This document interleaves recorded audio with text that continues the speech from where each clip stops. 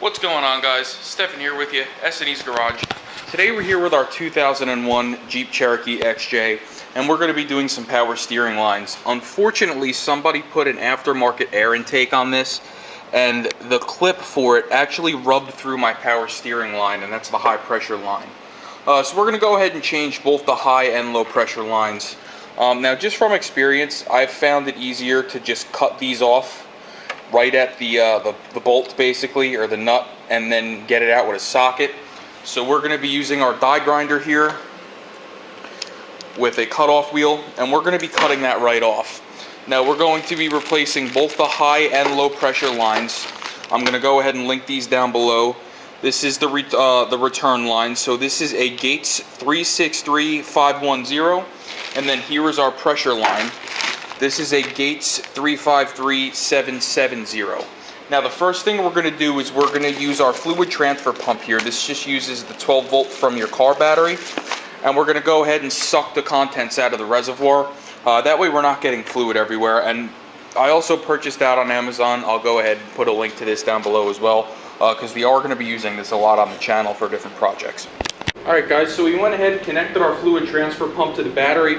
We're going to go ahead and pop our power steering cap off. We have the discharge end of the pump going into an empty container over here. And we're going to go ahead, turn it on, start sucking. And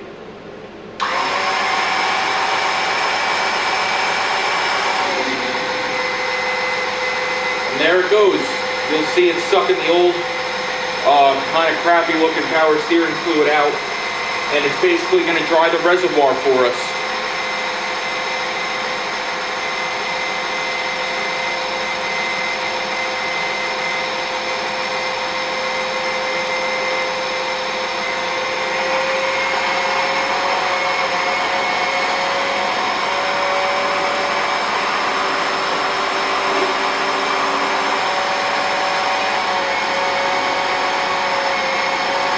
We're just moving the hose around to make sure we get every last bit out of here.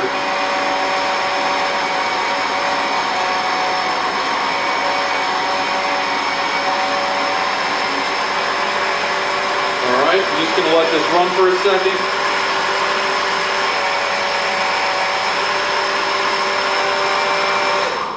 And that should be good. So now all I'm going to do is lift this hose up, and whatever's left will drain into our empty container. Alright, so there we go. We just went ahead and basically emptied our power steering pump. So now we're going to get the grinder, put some safety glasses on, we're going to cut this hose.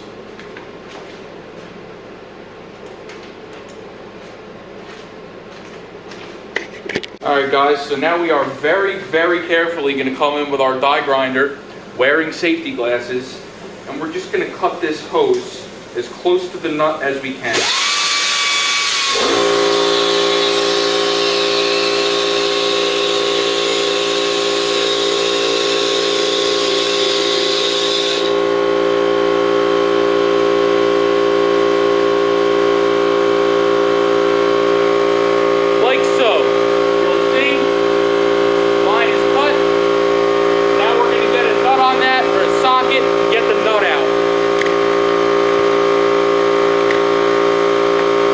So now we're going to take a 16 millimeter socket, ratchet, and extension, and we are going to break this loose. Now I did pre-soak these in PB Blaster so that they would come off a little bit easier, but as you'll see, getting the hose and cutting it will make your job 1,000 times easier. Just be mindful when you put the new hose on, you're going to have to install an O-ring onto the end of these, so just be mindful of that. They are in the bag. So now that we went ahead and got this high pressure line off the pump, we're going to go ahead and get this air cleaner out of the way. Like I said, this is aftermarket, so it's going to be a little bit different. I'm just going to go ahead, unclip this whole thing, move it out of the way, get the lower air box out of the way, and then we'll be able to access the two, both the return and the pressure line on the steering box. And we're going to do the same thing. We're going to use our cutoff wheel, cut them right off, get them out, and then we're going to install our new lines.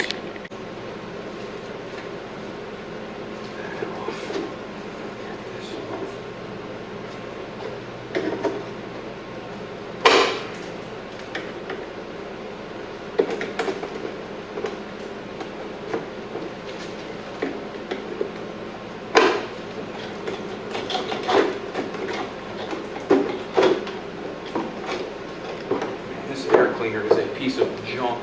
I am going to be replacing this with a stock unit sooner than later.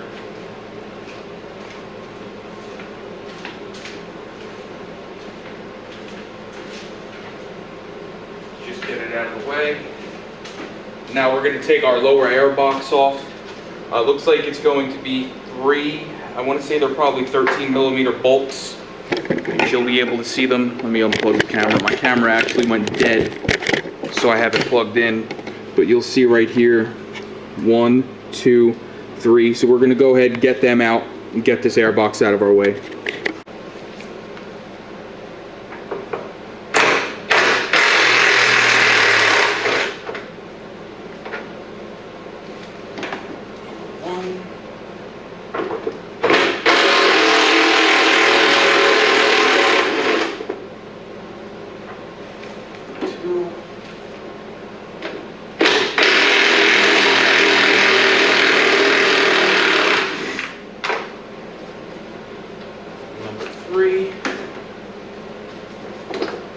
This will come right out. Set that aside. And now we have access to these two lower power steering hoses. However, our lower radiator hose is kind of in the way, so we're going to try to sneak that out of the way. Let me just show you what we're looking at here. You'll see there's our two lines going into the box, and this is our lower hose. So we're going to try to sneak this out of the way to give us some more room in here. I'll show you what I do when I set it up. So you'll see what I did. I kind of shoved the lower hose up next to the power steering pump.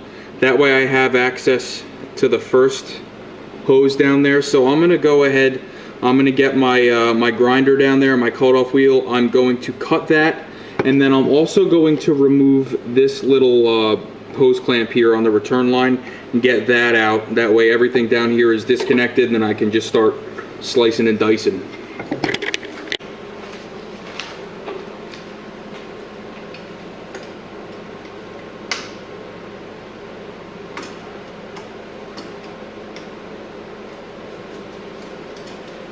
Just removing our hose clamp real quick.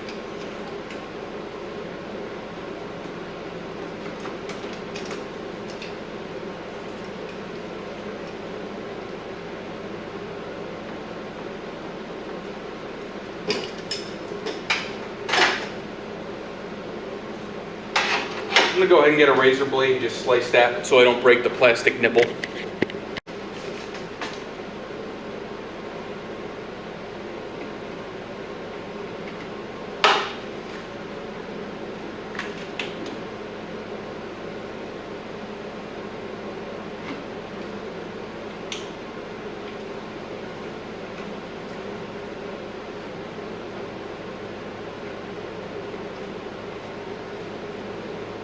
Sometimes it's just easier to cut them. If you fight them too much, you'll break the plastic on the pump return, and then you're really screwed. So we just put a slice in this, and we're just going to walk it off of the reservoir, like so. All right, so now we're going to go ahead and start cutting.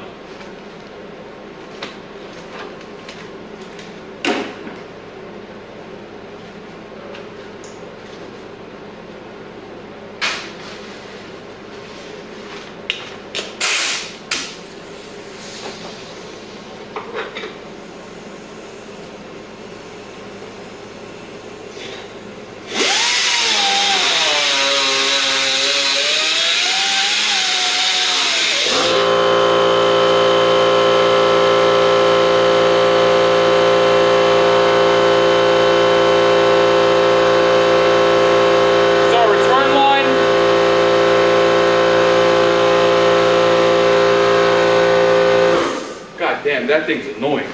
So here you'll see we have our return line. That is now out of the way. So now all we have to do is cut our pressure line, get that out, and then we can go ahead and get a ratchet on there with a socket and take the ends off. All right. Turning that compressor off so it doesn't kick on again. Now we're going to go ahead and cut the pressure line.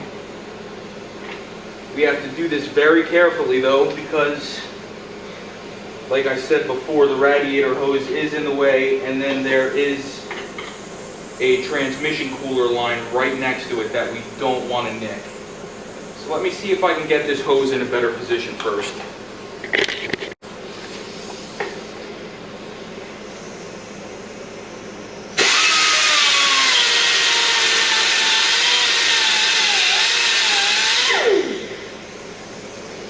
Right, just like that. Now we can go ahead, I didn't get all the way through it, there we go. Now we can go ahead and get our pressure line out of the way, throw this out. Let me go ahead and show you what we're left with. So this is more or less what you're going to be left with here. You'll see the pressure line is the one closest to the front of the car. The return line is the one that's a little further up. And you'll see that we just cut both of those hoses right off. And now we can go ahead and get sockets right on there. Take them right off without having to worry about the hose trying to spin. Because that's usually what happens. The nut, the flange nut, seizes to the pipe. And then when you try to unthread the nut, the hose spins with it and gets you all screwed up. So this is the easiest way to do it. Just cut them right off at the nuts, put a deep socket on there, and take them right off. So the two nuts that are left are going to be 18 millimeters. So we're going to be using an 18 millimeter deep with a socket, ratchet, and extension. And we're going to break those loose. Now I have also soaked both of these in PB Blaster prior to doing this. So hopefully that helps. But these ones are usually rusted onto the steering box pretty good. But you'll see we were able to wiggle that one off. Get it completely out of the way.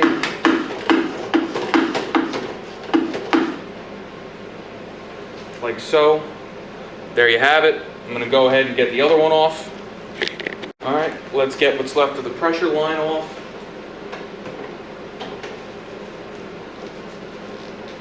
There we go.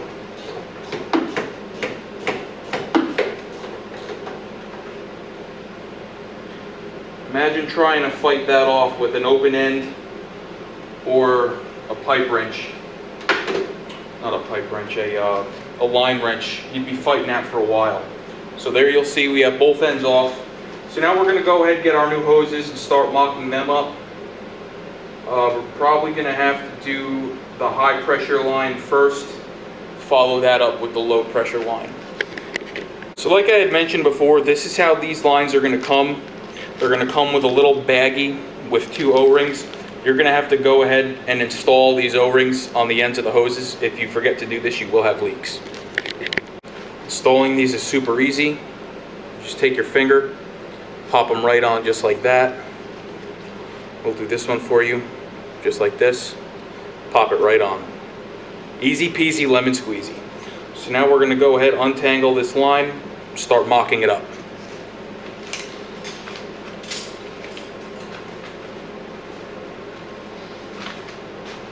The deep line, the deep nut comes up top to the pump.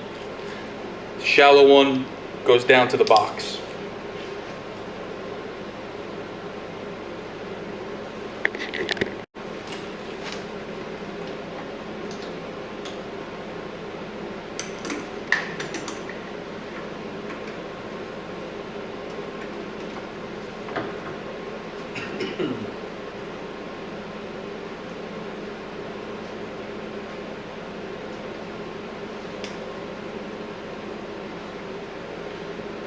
So I'm going to go ahead and tighten this top one. I am going to move this over a little bit to the passenger side to avoid that hose from rubbing like it did on the previous hose, because that one was all the way over like this, basically resting against the pump. So whether it came like that from the factory or these were replaced once before, we're going to manipulate it a little bit so it's a little out of the way. So I'm going to go ahead and grab an open-ended wrench, tighten this down, and then we'll route this hose down to the steering box. Just like the old hose, this top one is in fact a 16 millimeter. So we're just gonna, with an open-ended wrench, tighten this guy down. You don't have to kill it, but you do want it tight. So that's good. Now we can go ahead and wrap this down below.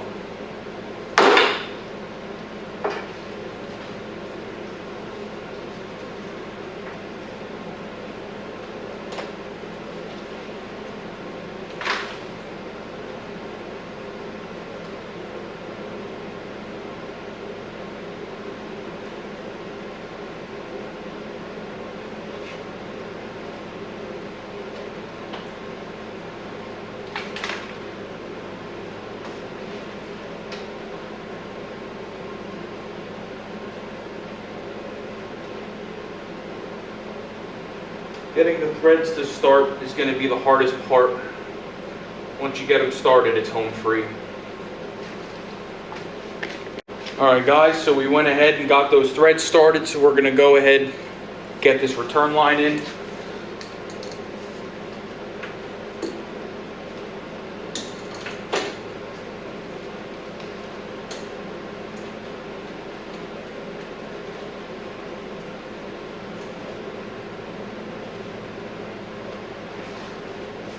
Now it is important that you leave the pressure line loose before you install your return line, because you are going to have to manipulate the hoses in order to get this to work.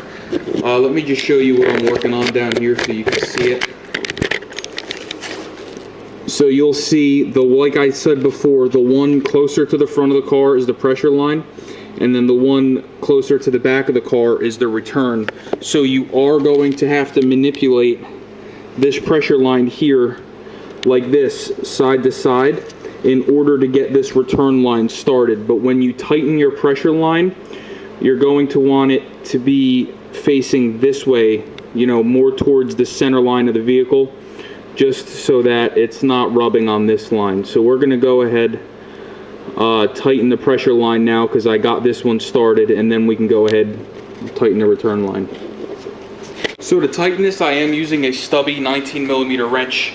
A stubby wrench is going to help you a lot. So now that you had your return line in and you see the way it's supposed to be, I pulled it back out so that I can get in there a little bit easier with my stubby wrench. And we're just going to go ahead and tighten this down. Alright, we got it snugged up with the stubby. We're going to go ahead and finish it off with our regular 19 millimeter wrench. It's just a little tricky to get in there, so you just have to kind of get in there and make sure you're not manipulating the line while you're tightening.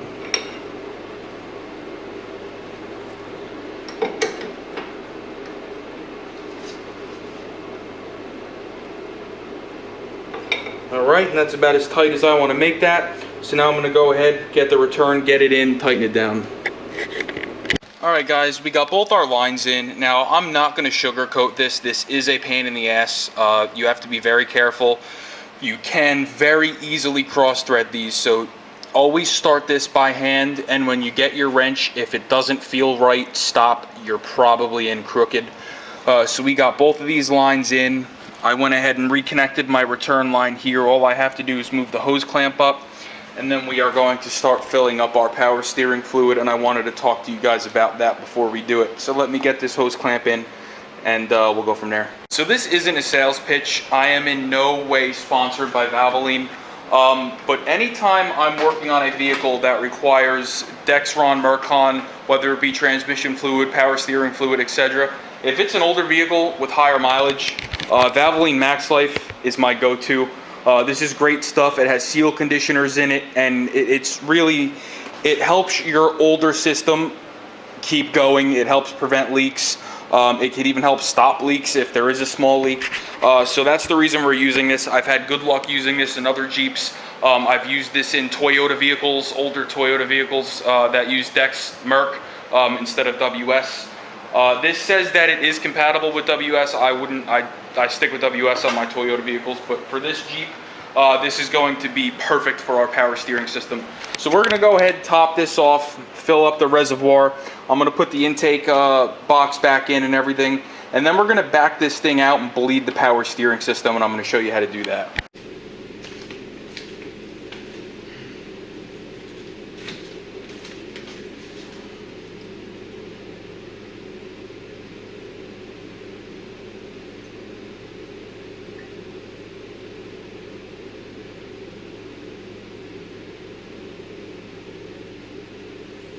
Alright, you're just going to let this sit for a minute, let it bubble, let it do what it's going to do.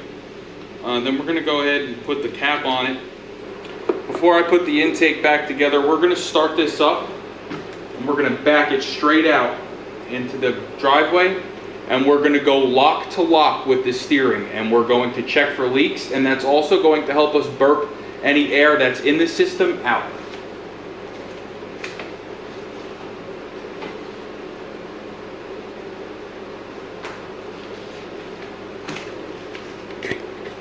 So I am just going to put the cap on first before I start it, because if there is air in there, which there definitely is, I don't want it bubbling over and getting all over the floor or all over the Jeep any worse than it already is. So let's go ahead, clean up our tools, back this thing out, fire it up.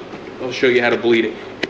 So we actually opted to push this thing out into the driveway so that we didn't have any leaks in the house. So we're just going to go ahead and start it. And your power steering is going to be extremely noisy, and you're just going to want to turn the wheel lock to lock a handful of times, just as we're doing. And you're going to have some tight spots. That's okay. You're just getting the fluid from the reservoir down into the steering box and through your hoses. All right. So after we do this a handful of times, we're going to come over here. We're going to look for leaks, and we're going to top off our fluid if we have to. So let me go get a paper towel. We'll check our power steering fluid, and we'll add as necessary. All right, guys, we're going to go ahead and check our power steering fluid. Wipe this down, stick it back in, and you'll see we're right at the mark for cold, so we're going to be good there. So now all we have to do is put our air cleaner back in, make sure none of our lines are rubbing anywhere. If they're rubbing, we just got to loosen them and adjust a little bit. But I don't see any rubbage down there by the steering box or on the steering linkage, so we should be good. So if this video helped you change the power steering lines on your XJ Cherokee, please like, share, subscribe. I'm going to drop a link, like I said, below, all the hoses that I purchased, all the tools that we used, and I'll drop a link for the Valvoline Max Life, because I think that the stuff is phenomenal for these Jeeps. So like, share, and subscribe. We'll see you next time.